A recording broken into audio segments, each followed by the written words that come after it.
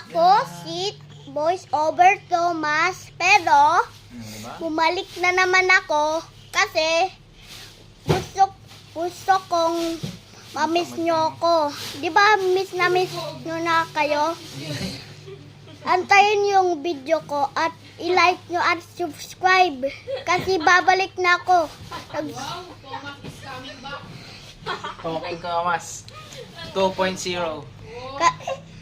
Sana i-support nyo ako, i-like and subscribe kasi nag-start ako mag-voice over ng 2021.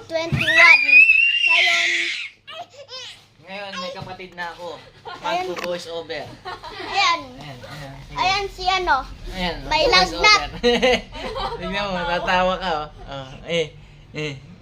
Pindot.